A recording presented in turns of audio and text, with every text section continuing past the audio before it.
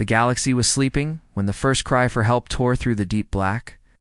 It was not a formal message, not the polished voice of a council diplomat or the careful words of a military officer. It was raw, broken, desperate, the comes carried. A single, trembling voice through thousands of light years of cold space, bouncing off relay satellites and trading ships until it reached anyone who still cared to listen. "This is Governor Liren of the Vorthan colony," the voice said, the breath hitching between words. "You're under attack. Enemy ships unknown, class entered orbit 40 minutes ago. They've destroyed our defense grid. The Capitol dome is falling. We have children in the shelters. Please anyone send help." The transmission was broken by bursts of static and the dull roar of distant explosions. Somewhere behind the voice, something collapsed, and the sound of panicked shouting bled into the channel. Then silence. No further details. No confirmation if the governor still lived. Just the cold hum of the cum line, slowly fading into nothing. The outer sectors heard it first: miners, freighter captains, scavenger crews parked in the shadow of asteroid belts. They passed the message on, more out of habit than hope. The time it reached the core worlds, the story had already twisted into a dozen different versions. Some said it was a pirate raid, others swore it was the work of the Krell Dominion. But the most whispered version, the one no one dared say too loudly, was that the attackers were something new, something the galaxy hadn't seen before. The Galactic Council convened an emergency meeting within the hour. They sat in the Great Chamber, each species delegation in its floating dais, the air thick with the hum of translation drones. No one spoke first. Every second the silence stretched, the more obvious it became. No one wanted to be the one to answer that call. "The colony is too far from any standing fleet," one counselor said at last, his voice as smooth and cold as glass. "By the time we mobilize, they'll be gone. We can't afford to weaken our own borders for a lost cause." Another leaned forward, eyes narrowing. "And if we send ships and they fail, the message will spread that the council is weak." On and on. The voices went, each more political than the last. Words like logistics and strategic stability floated in the air, drowning out the reality that an entire colony was screaming for help. Outside the chamber, news feeds were already spinning the story into just another border skirmish. The galaxy turned away, but not everyone did. In the shadowed corner of an old military listening station on the far edge of human space, a lone operator sat hunched over his console, replaying the broken message for the 5th time. The station wasn't part of the council's network, it was Terran. Old, built during the Silent War when humans trusted no one but themselves. The man leaned closer, listening to the faintest background noises in the recording. You could hear the way the governor's voice shook, not from fear alone, but from exhaustion, from the certainty of doom. The operator tapped a control, routing the signal up the chain. Within minutes, it reached Fleet Command. In a dark war room lit only by the blue glow of tactical displays, Admiral Cole listened to the same message in silence. Around the table, officers shifted uneasily. The colony wasn't human, wasn't even allied. By every political measure, it wasn't their problem. But humans had never been good at following political measures. Cole looked up at the holographic star map. Red markers flared where enemy ships had been sighted in the last month. The Vorthan colony was deep in contested space, days away from any official fleet. "They're not asking the council," Cole said finally, his voice low. "They're asking anyone. That means they're asking us." One of his aides hesitated. "Sir, even if we respond, we don't know what's waiting for us there." The Admiral's mouth curled in something that wasn't quite a smile. "Then we'll find out." Orders were given. Within the hour, deep in the cold docks of New Berlin Station, massive Terran warships began to wake. Reactors rumbled to life, engines purged, weapon arrays armed. Sleek destroyers and heavy cruisers slipped free of their moorings, joining the formation. On the flagship Iron Resolve, Cole stepped onto the bridge, his boots echoing against the steel deck. "All ships, this is Fleet Admiral Cole," he said over the fleet-wide channel. "We have a colony under attack. They're not one of ours, but that doesn't matter. They called for help, and they're going to get it. Set course. For Vorthen, maximum burn. Engines flared like newborn stars. The Deathworlders' fleet surged into the void. On Vorthen itself, the night was burning. The enemy ships were unlike anything the colonists had seen, sharp, jagged silhouettes that moved with unnatural precision. Like their weapons didn't just blast through walls, they sliced them apart, leaving edges so clean it was as if the buildings had been erased from existence. In the streets, civilians ran for the shelters, clutching whatever they could carry. Governor Liren stood in the control room of the last surviving defense tower, watching the holographic map of her city fade from blue to gray, district by district. Each time a sector went gray, it meant the enemy controlled it. The map was almost entirely gray. Her aide whispered, "Governor, there's been no response from the council." She closed her eyes for a moment. She'd known deep down that no one would come. But still, she had hoped. "Send the message."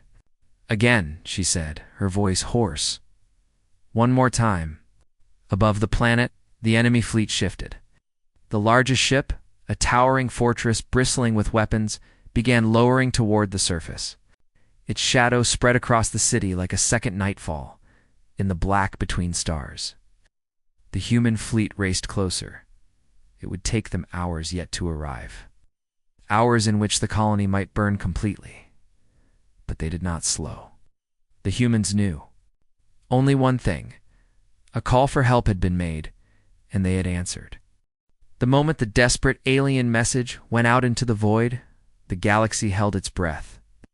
No one had expected an answer so quickly, and certainly not from them, the Deathworlders. The name alone was enough to send a shiver through the spines. Of even the most battle-hardened alien captains, humanity had been a shadow in the galactic stage for decades, always watching, rarely speaking, and never stepping into another species' wars. They were the predators from a cursed world where gravity crushed bones, storms tore cities apart, and every living thing evolved to kill or survive. Civilized space liked to pretend they didn't exist. But now, their fleet had come, and it moved with the kind of precision that only predators had. The alien fleet in distress, led by Commander Threx of the Yilvari Alliance, had expected help from their neighboring powers. Ships full of medics, food, and diplomatic ships ready to talk down the invaders. Instead, what appeared in the void before them were colossal vessels of dark metal, shaped like blades, bristling with weapons whose power cores hummed so loudly. They almost interfered with cum signals. The humans didn't send a greeting. They didn't ask for a sit-rep. They simply arrived. One of Threx's officers whispered, his voice shaking. "They're not even broadcasting an IFF code." It was. True, the Deathworlder fleet flew with no identification, no official signature. In war, that was the mark of hunters, not defenders. "Should we hail them?" the officer asked. Threx hesitated. Every instinct told him to maintain silence to avoid attracting attention. But these were supposed to be allies, at least in theory. After all, the message for help had been open to all who could hear.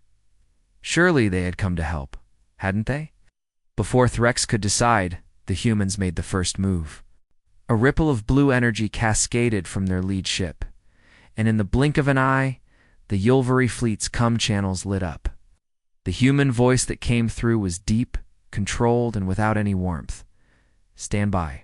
We will handle this." There was no introduction, no reassurance, just a command. Threx tried to respond, but the channel went dead before he could speak. His ships were suddenly locked out of tactical control. The humans had seized priority over the entire battle network. The enemy ships, massive raiders from the Karvok Horde, were still pounding the Alliance's outer defenses, confident that their prey was cornered. But the moment the Deathworlder fleet shifted formation, everything changed. Human warships didn't move like anyone else's. They didn't drift lazily through space. They cut through it fast, deliberate, and without hesitation, like wolves. Closing in on a wounded animal, the first human salvo came without warning. From hundreds of kilometers away, massive railguns fired slugs at velocities that made even light seem slow. The Karvak's leading destroyer didn't have time to raise shields. The slug punched through its hull, through its reactor, and out. The other side, venting molten metal into the void, The ship simply came apart in a silent explosion of debris. Every alien captain watching felt the same chill. Humans didn't fight to push enemies back. They fought to end them. Threx's own ships began receiving strange bursts of encrypted data from the Deathworlders. They were firing targeting solutions, battle maps, and enemy positions into his systems. But the patterns were strange and humanly fast and complex, predicting enemy movements seconds before they happened. Threx realized they weren't just helping, they were directing the battle like a predator's hunt in the Yulvari fleet. They were no longer the hunters. They were part of the pack whether they wanted to be or not. The Karvak tried to scatter. Their ships peeled away, hoping to break into smaller, faster targets. That's when the human fleet revealed its second trick. Small knife-like craft detached from the larger ship's hunter-killers, armed with weapons that glowed a fierce orange. They didn't chase in straight lines. They predicted the raiders' escape routes, cutting them off before they could vanish into the darkness. Each interception ended the same way. An enemy ship split open, spilling its crew into the void. From the bridge of his flagship, Threx watched in stunned silence. Every Karvak ship destroyed sent a deep vibration through his bones, not because of the shockwaves, but because of the way the Deathworlders moved. They didn't hesitate. They didn't pause to regroup. They didn't even slow down when they took enemy fire. Every maneuver was like a predator lunging for the throat. It's unrelenting until the prey stopped moving in less than 20 minutes. What had been a hopeless defense turned into a slaughter. The Karvak fleet was reduced to burning wreckage. There, survivors fleeing in unarmed escape pods. The humans didn't pursue the pods. They weren't interested in prisoners, not yet. Their ships slowed, drifting silently between the wrecks, as if inspecting the battlefield. Threx finally found his voice. He opened a private channel to the human flagship, forcing his signal through their cum interference. "This is Commander Threx of the Yulvar Alliance," he said. "We thank you for your assistance, but we didn't ask for a human voice." Cut him off. "You called for help. You got it." "But the battle is over," Threx insisted. "You may return." "To your negative," the human replied flatly. "This isn't over. You have more enemies than you think, and now you have our attention." Those last words sent an uneasy shiver through Threx. The Deathworlders didn't pay attention to anyone. If they were staying, it meant they had a reason, and in all of galactic history, humanity's reasons had never been small. On the edge of the wreck field, one massive human warship rotated slowly until its forward guns faced the Alliance fleet. Threx's officers tensed, fearing a betrayal. But the guns didn't fire. Instead, a long pulse of encrypted data streamed toward the Yulvari flagship. The translation systems took nearly a full minute to process it, but when the words appeared on Threx's screen, they were simple and cold. The Karvak were just the first wave. "Prepare yourselves," the human fleet didn't explain further. They simply began rearming, their railguns sliding into reload positions. Missile bays yawning open, shield generators humming at full power. Threx realized, with a sinking feeling, that the humans weren't here to defend, they were here to hunt. And the battlefield they had chosen wasn't just the space around the Yulvari colony. It was the entire sector and the quiet that followed. The stars felt different, sharper, colder, as if the galaxy itself was watching. Somewhere beyond that cold darkness, the next enemy was already coming, and this time the Deathworlders would be ready.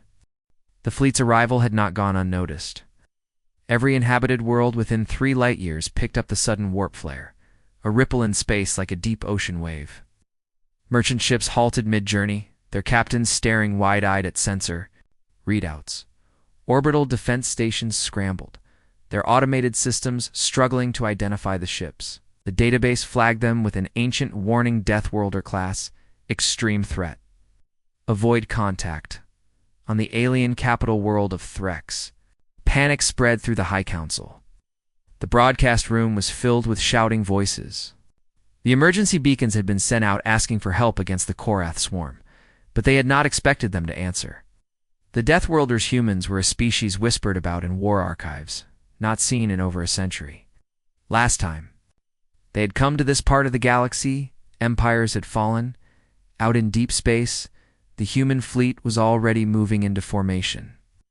The flagship HSS Vengeance dwarfed every escort ship around it. Its black armor reflected no light, making it seem like a hole in the stars. Inside the command bridge, Admiral Rourke stood with his hands behind his back, his cold eyes fixed on the holodisplay of the alien world they were heading toward. His voice was calm, almost quiet, but every crew member felt the weight of it. "Helm, bring us into planetary orbit. Weapons stand by on all batteries. Comes no transmissions yet. They'll hear from us when I decide they will." In orbit around Threx, the alien defense fleet assembled in a nervous blockade. They didn't know whether to welcome or repel the newcomers. Aboard the alien flagship, Captain Velra kept glancing at the human ships, her scales twitching with anxiety. "Why would they come without sending word?" she muttered. "Why in such force?" Whispering closer, whispering, because, "Captain, Deathworlders don't come to talk." The Korath swarm, still days away, continued its unstoppable approach toward the planet. The alien defense forces had been prepared to fight to the last ship. But now they were trapped between two terrors, the Korath and the humans. The Council sent desperate, encrypted messages to the human flagship, offering formal thanks, pledging cooperation, even begging for reassurance. The humans did not respond. It's not with words. Instead, the Vengeance deployed 3 massive carriers into low orbit. Each opened its hangar doors, revealing waves of dropships and fighters, all black, all silent. They moved with military precision like pieces on a chessboard, positioning themselves around the planet as if it was already theirs. In the council chambers, the fear turned into open argument. "They've come to help," shouted one counselor. "They've come to conquer," argued another. "They'll kill the swarm, then they'll kill us," someone else said, slamming their fist on the table. Meanwhile, on the human flagship, Admiral Rourke finally spoke into the comms for the first time since arriving. His message was short, sent on an open frequency so every military and civilian channel could hear it. "This is Admiral Rourke of the United Human Fleet. Your enemy is my enemy. Your planet will stand. Interfere with my operations, and you will not." No one on Threx dared reply, because they all understood something. The humans weren't here as allies. They were here as a force of nature, far away. The Korath swarm's scouts detected the human fleet's position. Instead of slowing down, they accelerated to them. This was not a threat, it was a challenge. And the humans. They were already loading the railguns. The Korath swarm approached like a living storm. From a distance, they looked like a shimmering mass, but close up. Each was a nightmare of steel and flesh ships grown from alien biology, fused with weapon systems that pulsed like beating hearts. They didn't use formations. They didn't need to. They moved as one mind, one will, hungering for the planet below. On the HSS Vengeance, the bridge lights dimmed to combat red. The air felt heavier, the kind of weight that came before violence. Admiral Rourke stood in silence as the swarm appeared on the holodisplay. The tactical AI projected vectors, engagement windows, and probability charts, but the Admiral didn't need them. He already knew how this would end. "Target their lead ships," Rourke said, his voice quiet but lethal. "Fire control railguns. 1 through 6. Load tungsten slugs." A low hum filled the ship as the massive cannons charged. Each slug was the size of a small car, designed to punch through the hull of a battleship in a single shot. The alien defense fleet of Threx was already moving forward, their captains trying to form a defensive wall between the swarm and the planet. Their comm channels were a flood of panic. "There are too many." One shouted, "We can't hold them." Another cried. And then a third voice, calm, cold, human, cut through the static. "You won't have to." The first volley came. Without warning, 6 railguns on the Vengeance fired at once. There was no sound in space, but the impact was visible even from orbit-blinding flashes as the tungsten rounds tore through the lead swarm ships. Fragments of burning biomass and shattered metal spun away into the void. The Korath responded. Instantly, hundreds of bioships broke off and hurled themselves toward the human fleet. Acid cannons fired streams of molten green plasma. Needle missiles grown from living tissue launched in swarms, each seeking heat signatures. But the humans were ready. The black-armored destroyers in the second line opened up with point defense lasers, slicing incoming missiles in half before they could get close. Human fighters' sleek, dagger-shaped interceptors dove between the swarm's vessels, firing rail bursts that punched through hull and bone alike. On the surface of Threx, millions watched the battle unfold on massive sky projection screens. Every time a swarm ship exploded, the alien crowds erupted in cheers. But the humans did not fight for applause. They fought like predators. Every maneuver calculated, every kill deliberate. Inside the alien flagship, Captain Velra was frozen at her command chair. This is not how wars are fought. She whispered her second officer, eyes wide, nodded slowly. No, this is how Deathworlders fight. Then came the shock. The Vengeance, a new weapon, deployed. The Vengeance, a new weapon, deployed a massive rotating cannon that extended from the ventral hull.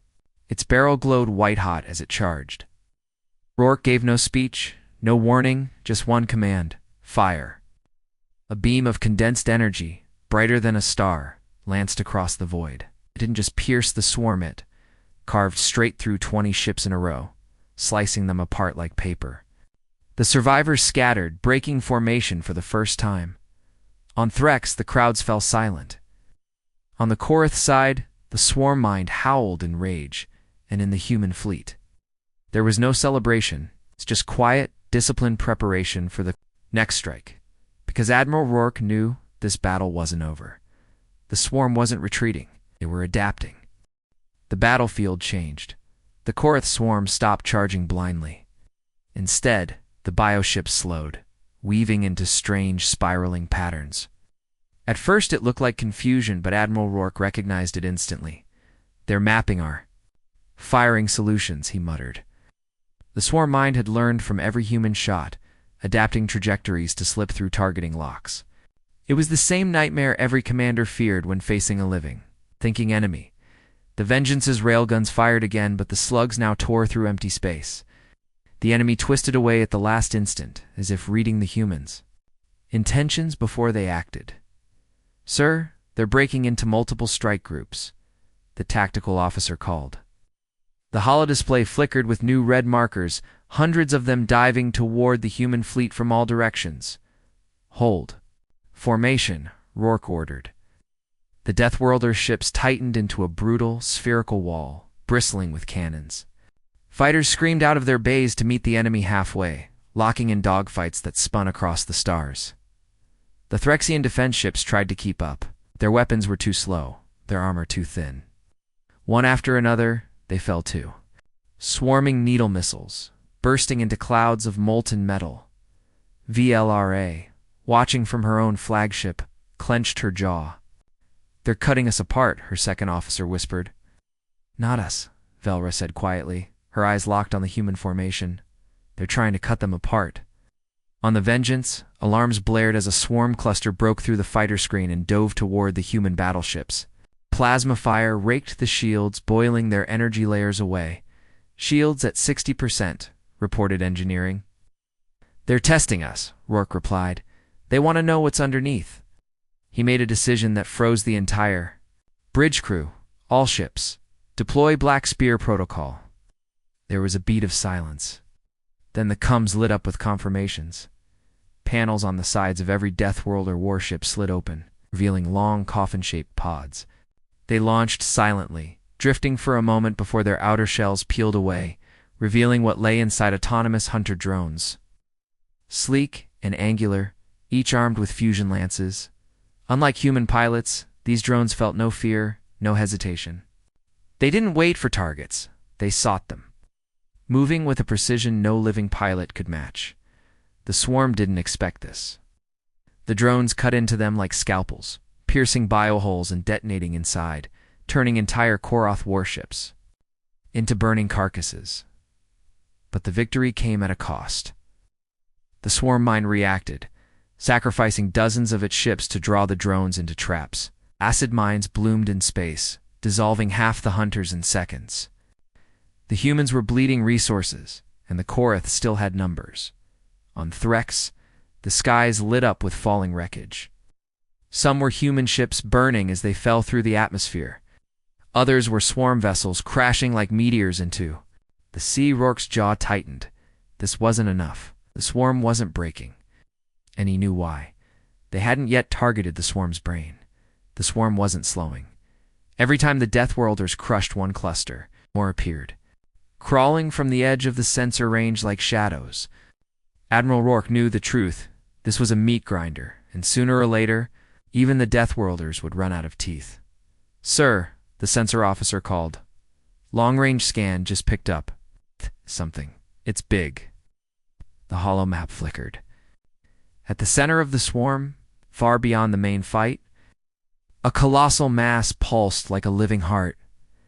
Velra's voice crackled over the comms from her own flagship. "That's it. That's their control node." The swarm mind's central brain. Rourke's eyes narrowed. "You didn't think to mention this earlier." "We thought it was a myth," Velra admitted. "We didn't think it was real." The human admiral didn't waste another breath. "All ships form spearhead formation. We're going straight for it."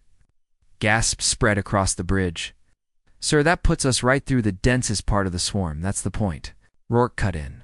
"Take out that brain. The whole thing collapses. We don't, and this planet's dead within the hour."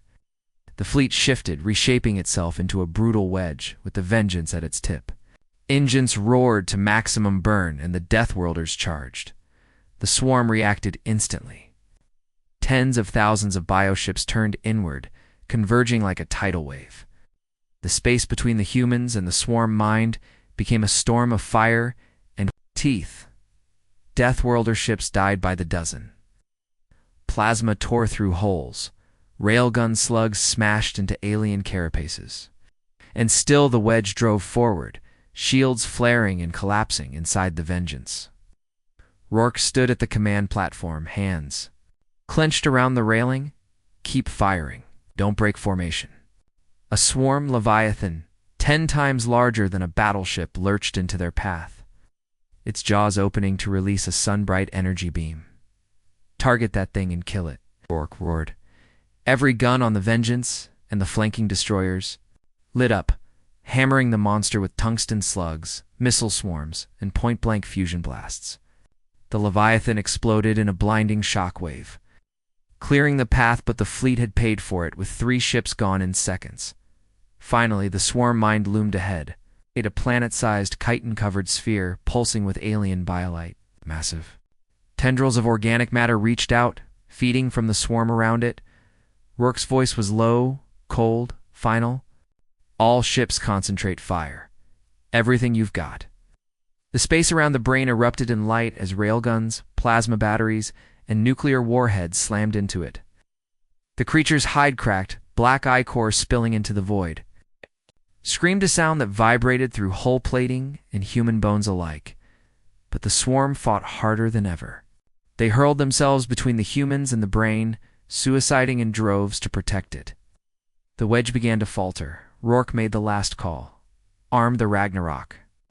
The Vengeance's belly opened, revealing a single weapon-an antimatter, warhead the size of a gunship. Engineering's voice came over comms. "Sir, detonation at this range will destroy us too." Rourke didn't blink. "Then let's make sure it's worth it." They launched the Ragnarok.